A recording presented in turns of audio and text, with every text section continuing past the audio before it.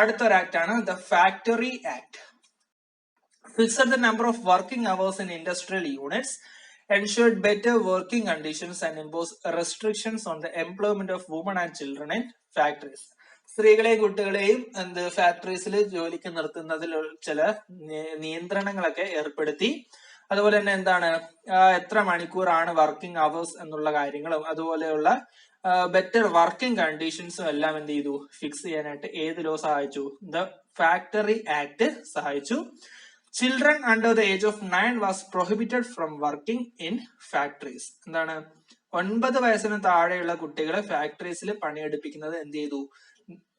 നിയമപരമായി നിരോധിച്ചു. Elementary education was made free and compulsory. മാത്രമല്ല അവരെ ഫാക്ടറീസിൽ ജോലിക്ക് വിടുന്നത് നിരോധിക്കുക മാത്രമല്ല ചെയ്തത്, പകരം എന്ത് ചെയ്തു? എലമെന്ററി എഡ്യൂക്കേഷൻ എന്ത് ചെയ്തു? ഫ്രീയും കമ്പൽസറിയുമായിട്ട് മാറ്റി. And trade unions were legalised in 1871. ആ ഒരു തൊഴിലാളികളുടെ ആവശ്യങ്ങളൊക്കെ അറിയിക്കാനായിട്ടുള്ള ട്രേഡ് യൂണിയൻസ് എന്ത് ചെയ്തു? 1871 ലീഗലായിട്ട് മാറ്റി.